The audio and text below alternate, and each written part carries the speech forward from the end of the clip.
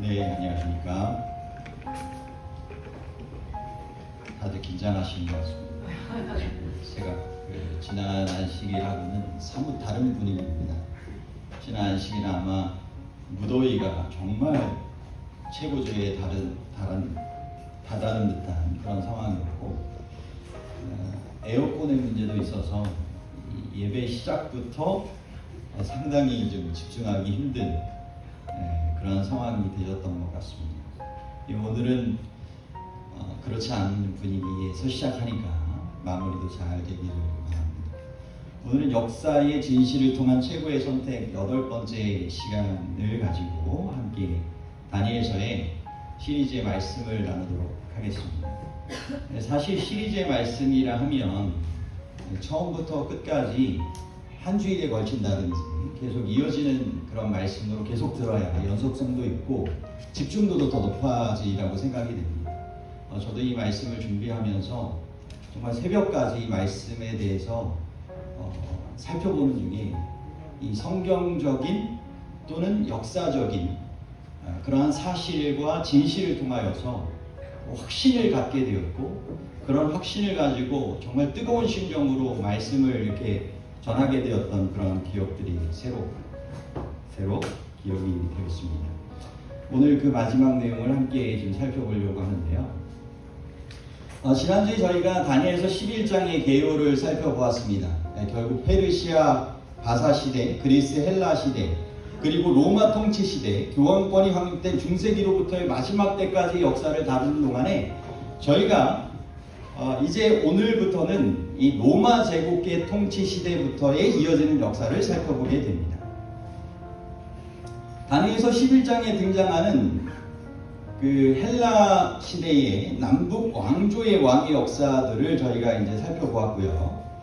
그리고 북방왕 시리아 셀루코스 왕조와 남방왕 이집트의 프톨레마이오스 왕조 사이에서 벌어졌던 이 페르시아 쪽에 속한 이 유대 민족의 선악의 대쟁투 사이에서 어려움을 당하지만 미가엘 되시는 우리 예수님께서 이 천사 중에서 가브리엘 천사를 보내시고 함께 하시면서 영적인 쟁투 가운데서 마지막 때 이상까지 보여주시고 승리하게 하시고 최후의 승리를 거두게 하실 이 약속의 말씀들을 저희가 살펴보았습니다.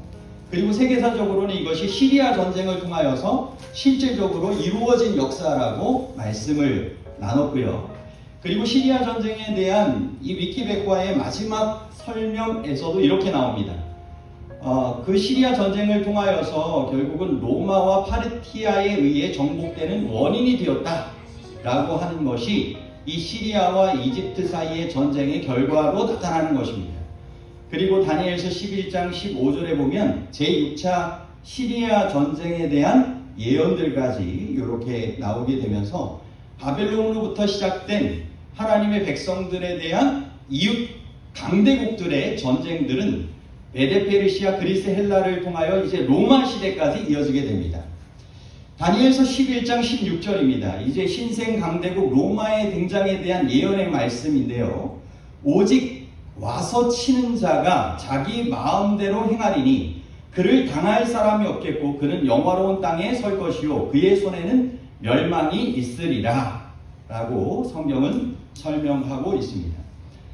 실질적으로 BC 168년에 이 안티오쿠스 4세가 안티오쿠스 3세의 유지를 받들어서 북방왕으로서 남방왕인 이집트 쪽을 향하여서 진격해 가고 있을 때 이집트의 왕 프톨레마이오스 7세는 로마의 도움을 요청합니다. 그리고 로마에서 특사가 와서는 퇴각하라는 명령을 내리고 너무나 신기하게도 북방왕 이 안티오쿠스 이 4세는 로마의 명령에 순응하여서 퇴각하게 됩니다. 결국 BC 168년에 로마에 의하여 알렉산더의 고국인 마케도니아가 망하게 되고 시리아는 이집트에서 퇴각하고 이집트는 로마의 보호령이 내려짐으로써 헬라 시대가 끝나고 로마 시대가 문을 열게 되는 것입니다. 갑작스럽게 등장하게 되는 것이 성경에 예언되어 있고 실제적으로 이것이 역사적인 성취로 이루어지게 된 것입니다. 실제 BC 63년에 로마의 폼페이우스가 영화로운 땅 예루살렘에 침공하여서 점령하고 성전을 유린하였으며 12,000명의 유대인들을 죽이게 되었는데, 그것이 바로 이 성경 말씀의 성취가 된 것입니다. 이제 여러분, 이어지는 다니엘서 11장 17절의 말씀에 보면 이 절세미인 클레오파트라의 등장이 나옵니다. 그리고 남방 왕국 이집트의 멸망이 나오는데요. 이게 정말 좀 신기하게도 이 세계사에서도 유명하기도 하고 성경적으로도 이렇게 분명하게 이루어진 진실에 속한 이야기인데요. 그가 결심하고 전국의 힘을 다하여 이르렀다가 그와 화친할 것이요 또 여자의 딸을 그에게 주어 그의 나라가 망하게 하려 할 것이나 이루지 못하리니 그에게 무익하리라.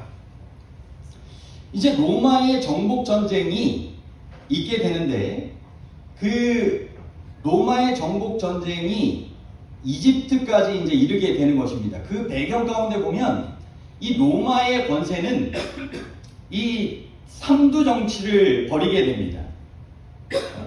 세 명의 그러한 핵심되는 인물들이 이제 권력의 중심에 서서 다스리게 되는데, 그 중에서 보면 이 카이사르가 있었고, 그 카이사르는 갈리아의 총독으로 나가 있게 되었고, 크라수스가 있는데 그는 수리아의 총독으로 갔다가 전쟁 가운데서 전사하게 됩니다. 그리고 남겨진 폼페이우스는 스페인의 총독으로 임명되었으나 국왕을 보내고 자신은 로마에 남아있으면서 로마를 차지하고자 합니다. 그래서 카이사르가 갈리아 총독으로 나가 있다가 자신의 핵심 정치 기반이 됐던 이 카이사르파의 의원들이 원로원에서 추방당하자 루비콘 강을 건너가지고 로마로 진군에 쳐들어오게 됩니다. 그때 이 폼페이우스가 자기 군사를 거느리고 발칸반도로 도망을 가게 됩니다. 그때 카이사르 군이 추격하여서 접전을 하였는데 이 폼페이우스는 대패하고 애굽으로 달아나게 됩니다. 그리고 애굽의 프톨레미 왕조에게 보호를 요청합니다. 그래서 카이사르는 폼페이우스를 쫓아서 전병력을 이끌고 애굽을 쳐들어가게 됩니다. 이제 폼페이우스만 처치하면 이 로마의 전체 권력이 자신에게 들어올 것을 알고 성경의 표현처럼 전국의 힘을 다하여 이르게 된 것입니다. 그런데 그곳에 가서 폼페이우스는 애굽인들의 손에 죽고요, 예상치 않았던 한 여인을 이 바로 카이사르가 마주치게 되는데, 그것이 바로 여자들의 딸, 여자의 딸로 표현이 된 시대의 미녀, 세계의 미녀 클레오파트라 7세였습니다. 그는 그의 나라를 좀 망하게 하려고 생각합니다. 그러니까 이 카이사르를 통하여서 다시 한번 이 결혼을 하게 되고 아이를 낳게 되는데, 그와 화친하면서 로마를 교란시키고 세력을 차지하려고 하지만 이후에 카이사르는 죽게 되고 이 여인도 그것을 이루지 못하게 되는데요. 그래서 그것이 바로 이 성경에 표현된 것처럼 카이사르가 그 여자의 딸을 만나가지고 그리고 그 이집트를 통하여서 그 나라가 망하게 되려고 이렇게 여러 가지 일들이 벌어지지만 그에게 무익하게 된 일들이 생겨나게 됐다라고 하는 것입니다. 그리고 18절 19절에 보면 이제 암살당하게 되는 카이사라의 죽음이 나오고 유명한 브루투스 너까지도라고 하는 이 세계사에 나오는 이야기가 등장을 합니다. 그 화친한 후에 그 카이사르가 그의 얼굴을 바닷가로 돌려 많이 점령할 것이나, 이제 50세가 넘은 카이사르가 이집트를 정복한 후에 심상치 않은 국제 정세 때문에 그는 해안길을 따라서 로마로 귀국하게 됩니다. 그러면서 그 사이에 해안가에 있는 여러 나라들을 점령하면서 로마로 개선하게 됩니다. 완노라, 보안노라, 이겼노라라고 하는 이 세 마디를 할 만큼 강력한 그러한 전쟁의 성과를 가지고 그는 로마에 돌아오게 되고 종신 독재관이 됩니다. 그런데 그는 거기에서 머물지 않고 황제가 되려고 하는 야망을 꿈꾸게 됩니다. 그것을 알게 된 한 장군 롱기누스가 공화파 사람들과 그리고 바로 카이사르의 신복이었던 이 브루투스와 함께 결합하여서 그를 죽이게 됩니다. 그것이 바로 그의 정복을 그치게 하고 그 수치를 그에게 돌릴 것이며 그가 드디어 그의 얼굴을 돌려 자기 땅의 산성들을 향할 것이나 거쳐 넘어지고 다시는 보이지 아니하게 되었다. 자기의 그런 오만과 그러한 정말 정복욕으로 인하여 그렇게 끝나버리는 권력에 이르게 될 것을 이야기를 하는 것입니다. 이 20절의 말씀에 보면 이제 예수님과 연관된 로마의 황제들이 나옵니다. 그 왕위를 이을 자가 압제자를 그 나라의 아름다운 곳으로 두루 다니게 할 것이나 그는 분노함이나 싸움이 없이 몇 날이 못되어 망할 것이요 또 그의 왕위를 이을 자는 한 비천한 사람이라. 나라의 영광을 그에게 주지 아니할 것이나 그가 평안한 때를 타서 속임수로 그 나라를 얻을 것이며 넘치는 물 같은 군대가 그에게 넘침으로 말미암아 패할 것이요 동맹한 왕도 그렇게 될 것이며. 이 율리우스 카이사르의 뒤를 이어서 로마의 황제가 된 사람은 이 양자였던 옥타비우누스였습니다. 그가 바로 로마 제국의 초대 황제 아우구스 카이사르인데요. 여기서 압제자라고 하는 표현은 이 포색자, 세금을 올리는 자로 우리가 그 뜻을 생각해 볼 수 있습니다. 결국 그는 그 인두세를 거둘 목적으로 전국의 인구조사에 해당하는 호정령을 내리게 됩니다. 그래서 바로 그 황제 때에 요셉과 마리아가 나사렛에서 이렇게 자신이 살고 있다가 고향인 베들레헴으로 호적하러 가게 되고 그래서 베들레헴에서 예수님을 출생하게 되는 것을 통하여서 성경에 예언된 정확한 때와 장소에 예수님이 탄생하게 되신 것입니다. 아우구스 카이사라는 아들이 없었고 외손자를 양자로 삼았으나 일찍 병사했습니다. 그래서 부득이하게 그의 아내가 데리고 온 의붓 아들이 그의 뒤를 이어서 황제가 되는데 그는 성격도 괴격스럽고 사랑을 잘 받지 못하는 인물이었다고 했습니다. 그래서 이 아버지였던 이 카이사르는 그 의붓 아들에 대해서 로마 제국의 그 옷을 자줏빛에 그 다스리는 옷을 입기에는 너무 비열하다라고 하면서 그 아내의 청을 거절했다고 했어요. 그런데 이 카이사르가 죽고 나서 예언된 대로 평안한 때를 따서 괴유를 따라 황제가 된 것입니다. 그리고 그때 예수 그리스도께서 십자가에 못 박히시게 됩니다. 바로 동맹한 왕이라고 하는 이 표현도 이 성경에 보면 언약의 왕으로 우리가 해석할 수 있는데요. 바로 그것이 다니엘서에 나와 있는 그러한 계시의 말씀이고 그러한 다니엘서 9장의 예언처럼 다니엘서 11장에도 이 계시를 통하여서 바로 이 비천한 이 왕이었던 티베리우스 때에 언약의 왕 대신 예수 그리스도께서 그 죽임을 당하게 될 것이 그 일이 있기 전 500여 년 전에 계시가 되었다라고 하는 것입니다. 이제 이어지는 25절의 말씀에 보면 예루살렘을 탈환하기 위한 십자군 전쟁 이야기가 나옵니다. 다니엘서의 예언의 해석을 보면 로마 다음으로 이어지는 권세는 로마 교황권으로 우리는 그렇게 이해할 수 있습니다.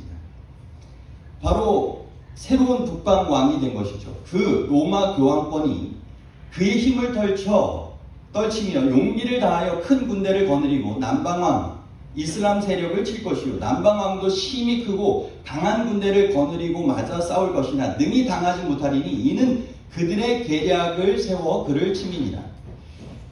왜 그 로마 교황권과 남방왕 이슬람 세력이 서로 싸우게 되었을까요? 왜 십자군 전쟁이 벌어졌을까요? 그것은 바로 그들이 성지가 되었던 이 예루살렘을 함께 탈환하고자 하는 그러한 부분이 공통점으로 있었기 때문이었습니다. 그래서 이 새로운 북방왕 로마 교황권과 새로운 남방왕 이슬람 세력이 이제 싸우게 되는 것이 이제 십자군 전쟁을 통하여서 일어난 것인데요. 한 기록에 의하면 제1차 십자군 전쟁 이후의 결과에 대하여 이렇게 기록하고 있습니다. 힘을 떨치고 용맹을 발하여 남방왕의 세력을 공격하여 1099년 6월 15일 예루살렘을 탈환하고 거기에 예루살렘 왕국을 건설한 후에 개선하였다. 그때 소위 그리스도의 십자가를 표방한 십자군이 학살한 이슬람 교도의 피가 행인의 발목까지 적실 지경이었다라고 전해진다. 이만큼 참혹한 이 십자군 전쟁이 패권을 차지하기 위한 중세 교황권을 통하여 그렇게 일어났던 것입니다. 성지였던 예루살렘 순례를 구원의 한 방편으로 삼았기 때문에 그 목적을 이루기 위해 이런 전쟁이 계속 치러진 것이죠. 10대 소년들까지 불러 모아 십자군 전쟁을 일으키면서 예루살렘을 정복하기 위한 7차에 걸친 십자군 전쟁은 때때로 승리하기도 했지만 마침내 실패로 돌아가고 맙니다. 그것이 성경에 기록된 예언의 성취입니다. 북방왕 로마 교황권은 많은 재물을 가지고 본국으로 돌아가리니 그는 마음으로 거룩한 언약을 거스르며 자기 마음대로 행하고 본토로 돌아갈 것이며 작정된 기한에 그가 다시 나와서 남방에 이를 것이나 이번이 그 전법만 못하리니 이는 기띔 서방의 배들이 이르러 그를 칠 것임이라. 그가 낙심하고 돌아가면서 맺은 언약에 분노하였고 자기 땅에 돌아가서는 맺은 언약을 배반하는 자들을 살필 것이며 전쟁을 수행하기 위하여 양측 모두 이탈리아의 상업 도시들로부터 배를 빌려 쓰게 되는데 그것이 기띔 서방의 배들이 이르러 그를 칠 것임이라고 하는 예언의 성취가 된 것입니다. 예언된 대로 마지막 제7차 십자군은 이슬람의 본거지인 남방왕 이집트를 직접 침공하려고 했으나 실패로 끝나고 맙니다. 이 마지막 십자군 전쟁에 참여했던 이 프랑스의 루이 9세는 이집트군의 포로가 되었고 몸값을 내고 겨우 살아났다고 합니다. 그러므로 이 십자군 전쟁의 결과로 로마 교황권은 낙심하고 돌아가게 되었다라고 하는 이 표현이 나오고 잇따라 일어난 16세기의 종교 개혁을 통하여 깊은 공경에 빠지게 됩니다. 이제 종교개혁이 함께 포함이 된 중세 암흑 시대 동안 성도들에 대한 교황권의 이 박해의 모습이 이렇게 기록이 되어 있습니다. 다니엘서 11장 32절로부터 33절입니다. 그가 또 언약을 배반하고 악행하는 자를 속임수로 타락시킬 것이나 오직 자기의 하나님을 아는 백성은 강하여 용맹을 떨치리라. 백성 중에서 지혜로운 자들이 많은 사람을 가르칠 것이나 그들이 칼날과 불꽃과 사로잡힘과 약탈을 당하여 여러 날 동안 몰락하리라. 당시에 로마 교황권의 오류에 맞서서 하나님을 아는 백성, 지혜로운 자들이 종교개혁자들로 일어나서 예를 들어서 위클리프 또는 제롬, 마르틴 루터, 쯔빙글리 같은 무수한 사람들이 일어나서 용맹을 가지고 정말 백성들을 가르치는 일들이 있었던 것입니다. 하지만 이 여러 날로 표현된 이 1260년의 기간 동안의 중세 암흑기에 의해서 로마 교황권에 의하여 성도들이 박해를 받을 그 성경의 예언이잖아요. 그래서 그 기간 동안 결국은 이 종교 재판을 통하여 수많은 사람들이 처형당하고 몰락하게 되는, 어려움을 당하게 되는 그런 일들이 있게 되었다라고 하는 것입니다. 역사적인 기록에 의하면 중세 암흑기 동안에 한 5천만 명의 사람들이 그렇게 종교 재판과 여러 로마 교황권의 핍박에 의해 죽임을 당한 것으로 기록이 남겨져 있습니다. 다니엘서 11장 34절로부터 35절에 보면 마지막 때까지 정결한 남은 백성이 보존될 것을 이렇게 기록하고 있습니다. 그들이 몰락할 때 도움을 조금 얻을 것이나 많은 사람들이 속임수로 그들과 결합할 것이며 또 그들 중 지혜로운 자 몇 사람이 몰락하여 무리 중에서 연단을 받아 정결하게 되며 희게 되어 마지막 때까지 이르게 하리니 이는 아직 정한 기한이 남았습니다. 순교자들이 고난을 당하게 되고 그 가운데서 이 단련을 받아 믿음의 박차를 가하여서 이 마지막 때까지 남아있게 되었습니다. 로마 교회의 속임수에 걸려 대부분의 개신교회가 개혁을 완성하지 못하고 그들과 결합하였지만 여전히 정결하게 되어 희게 되며 바벨론의 영적 바벨론에 속하지 않은 정말 성경적인 진리를 되찾기 위한 정결한 백성들이 나타나게 된다라고 하는 것입니다. 그리고 그들이 마지막 때까지 이르게 되리니 이는 아직 정한 기한이 이르렀기 때문이라. 여기서 마지막 때는 로마 교황권의 전성시대인 1260년이 끝나는 1798년도부터 이제 예수 그리스도의 재림 때까지를 이야기를 하는 것입니다. 그리고 정한 기한은 은혜의 기간이 맞춰질 때까지를 이야기를 합니다. 이제 다니엘서 11장 40절입니다. 프랑스 혁명을 통한 중세 암흑 시대가 이제 종결되고 부활한 교황권의 활동이 이루어질 것이 이렇게 예언되어 있습니다. 마지막 때에 남방왕이 그와 힘을 겨룰 것이나 이것은 이 프랑스 혁명을 통하여서 다시 한번 북방왕 교황권이 이렇게 몰락하게 되는 중세 암흑기가 종결되게 될 것을 이야기합니다. 하지만 이 후반부에 북방왕이 다시 여러 나라에 침공하여 물이 넘친같이 지나갈 것이라고 하는 표현처럼 부활한 교황권을 통하여서 여러 나라들을 점령하고 다스리게 되는 일들이 일어나게 될 것을 이야기를 하는 것인데요. 그것은 어떤 면에선 무신론적인 공산주의 세력들이 부활한 교황권에 의하여서 미국과 동맹을 맺은 상태에서 동부 공산권이 몰락하게 되는 장면들이 이 성경적인 예언으로 우리가 생각해 볼 수 있는 것입니다. 막강했던 예전에 소련과 미국이 세계 패권을 막 다스리는 시대가 있었지 않습니까? 근데 어느 순간 소련이 사라졌잖아요. 쉽사리 이런 공산주의 세력들이 몰락하게 될 것이 약 2600여 년 전 다니엘서의 예언 가운데 분명하게 기록되어 있다라고 하는 것입니다.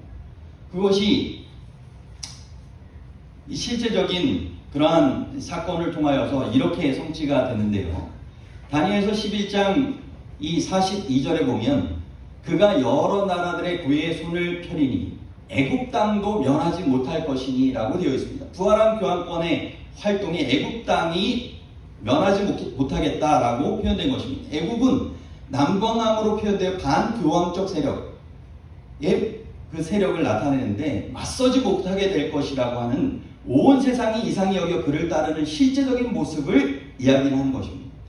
그러면은 어떻게 이 북방왕 로마 교황권이 어떤 면에서는 이 남방왕으로 표현될 수 있는 이 애굽 땅 여러 나라들을 그렇게 점령해가고 몰락시킬 수 있었을까요? 그것은 미국과의 연합을 통하여서 이루어지게 되었는데, 미국은 여러분 아시는 것처럼 종교의 자유를 찾아서 천주교의 박해를 피해가지고 로마 교황권의 박해를 피해가지고 청교도들이 이주하여서 신대륙을 발견하고 세우게 된 곳이 미국입니다. 그런데 이 미국이 로마 교황권하고 서로 이렇게 공직 수교를 1984년도에 맺게 되는데, 이러한 이 것이 1982년 6월에 첫 만남이 이루어지게 되었고, 그것이 1992년 타임즈에 실리게 되었습니다. 그것을 바로 더 홀리 얼라이언스라고 해서 신성 동맹으로 평가됩니다. 배경은 이렇습니다. 1981년도 3월 30일에 레이건 미국 그 당시 대통령이 괴한에게 저격을 당하게 됩니다. 그리고 1982년 5월 31일에 교황도 저격을 당하게 됩니다. 똑같이 두 사람이 동맥을 불과 몇 밀리미터 비껴가면서 생존을 하게 됩니다. 두 사람이 만났을 때 이런 특별한 대화를 나눴다고 합니다.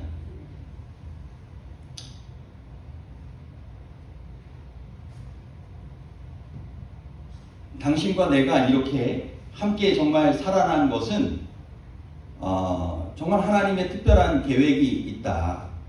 그러면서 그 특별한 사명이 있었기 때문에 그들을 구원해 주신 기적적인 사실로 받아들이고 함께 하나님께서 주시는 사명을 이루자 하면서 그들이 동맹하여서 하게 된 작전이 무엇입니까? 적대 세력이었던 이 공산주의를 어떻게 해서든지 함께 연합하여서 멸망시키자라고 했던 것입니다. 그런데 이 교황이 이후에 그의 저서 기업과 정체성이라고 하는 이 책에서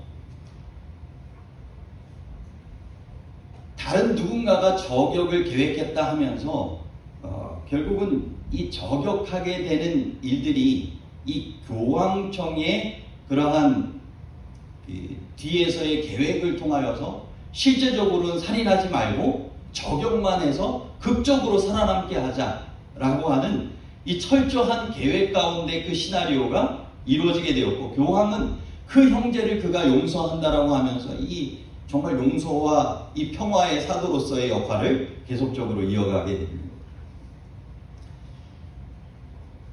요한계시록 13장 12절에 보면 그가 먼저 나온 짐승의 모든 권세를 그 앞에서 행하고 땅과 땅에 사는 자들을 처음 짐승에게 경배하게 하니 곧 죽게 되었던 상처가 나은 자니라. 이 죽게 되었던 상처가 나은 교황권은 그가 다시 재기하게 되면서 교황권의 세력을 다시 계속적으로 강력하게 유지하기 위한 예수의 제스위트를 부활시킵니다. 그리고 교황 피우스 11세 때에 이탈리아 정부를 지지해 주면서 이 1929년 라테란 조약을 체결하는데 그 문서에다가 죽게 되었던 상처가 나음이라는 글자를 쓰고 친필 서명을 합니다. 그래서 이 혁명으로 정권을 강탈했던 무솔리니 정부가 교황권에 의하여서 정식 정부로서 인정을 받게 된 것입니다. 그래서 그 대가로서 이탈리아 정부는 교황청에 그 교황청이 속한 그 바티칸을 포함한 그 영토와 현금과 채권의 많은 자금을 선물로 주게 됩니다. 그것이 바티칸 로마 그 교황권의 은행의 종잣돈이 되어서 경제적으로 여러 가지 것들을 이렇게 이끌고 나가게 되는 곳이 된 것입니다. 여러분, 이 바티칸은 우리나라 경복궁 면적과 비슷하다라고 합니다. 그런데 국제적으로 승인받은 국가 중 가장 영토가 적음에도 불구하고 전 세계 13억의 신자를 지배하면서 정말 평화의 사도, 인권 수호라고 하는 이름으로 183개국 이상과 수교를 맺으면서 초교파적으로 그리고 여러 나라를 통합하면서 그 역할을 감당해 가고 있는 것입니다.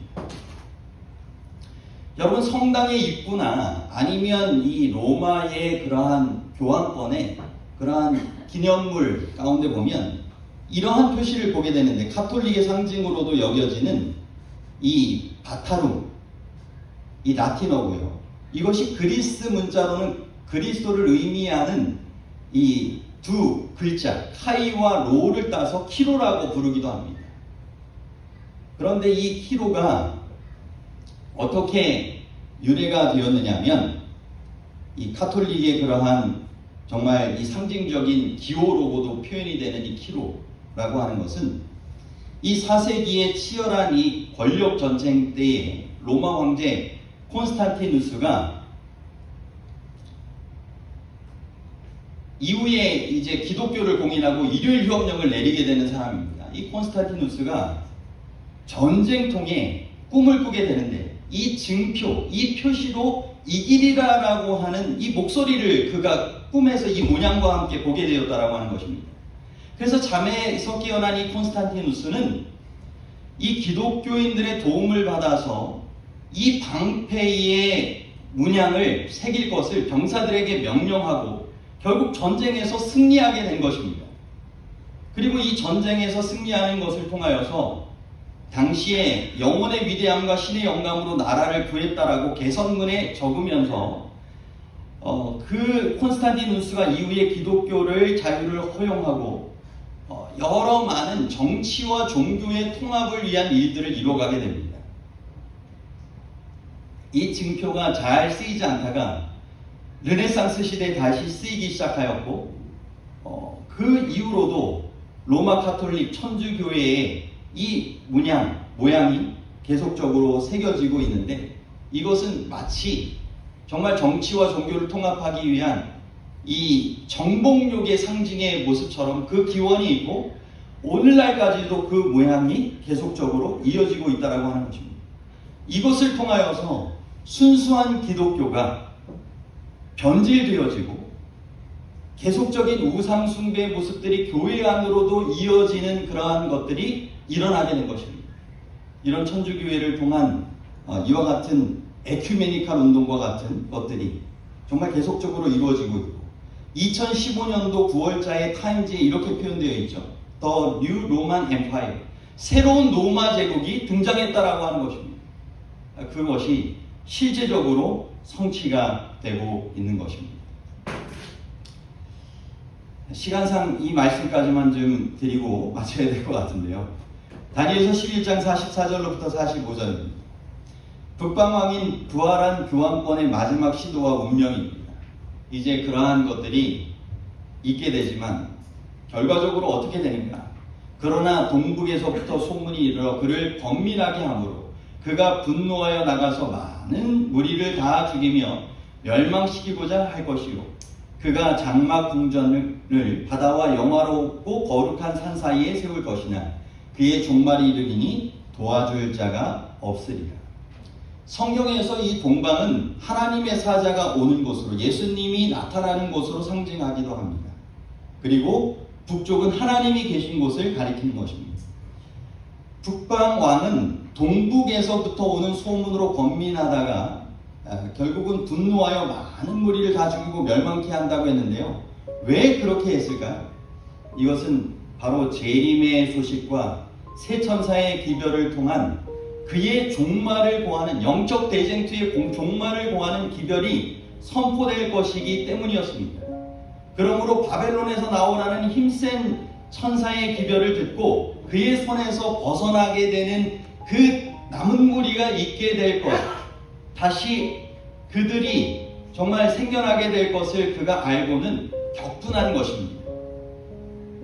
그래서 하나님의 백성들을 진멸하고자 하는 것이죠. 마지막에 다 죽이며라고 하는 이 표현처럼 요한계시록 13장에 짐승과 그의 우상에게 경배하지 아니하는 자마다 몇이든지 다 죽이게 할 것이라고 하는 이 예언이 실제적으로 이루어지겠다라고 하는 것입니다.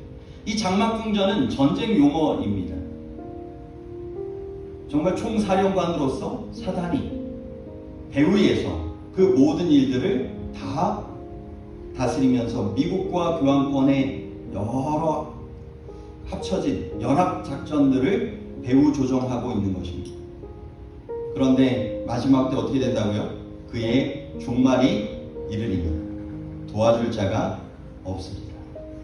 결국 하나님의 백성들이 그렇게 공격당하지만 사단의 세력들이 패배하고 종말을 맞이하게 되고 하나님의 백성들은 보호받고 최후의 승리를 거두게 될 것을 이야기를 하는 것입니다. 성도들을 죽이기 위한 그들의 모든 방책과 계획들이 부메랑이 되어서 그의 종말을 재촉하게 될 것이고, 그를 도와줄 자가 없게 되는 외로운 마지막 멸망의 종말이 이르게 될 것을 이야기를 하는 것입니다. 오늘 다니엘서 12장까지는 못하게 될 것 같습니다.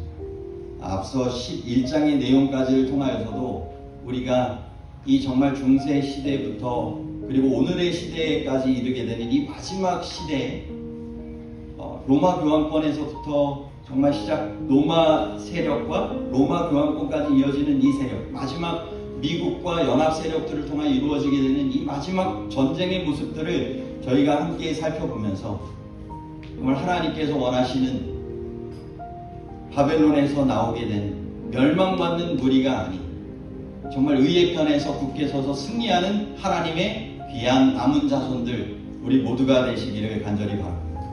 이것이 역사의 진실을 통한 최고의 선택이 되셔서 지금 각 시대마다 정말 살아계신 하나님을 확신하며 진리의 깃발을 세우기 위하여 그렇게 애써왔던 믿음의 선조들처럼 우리가 이 마지막 때 하나님께서 주신 이 진리의 기별을 가지고 마침내 이 세상에 승리하게 된 하나님의 백성의 무리들을 더욱더 세우는 일에 귀하게 쓰임받는 우리 모두가 되시기를 간절히 바라며 말씀을 마치도록 하겠습니다.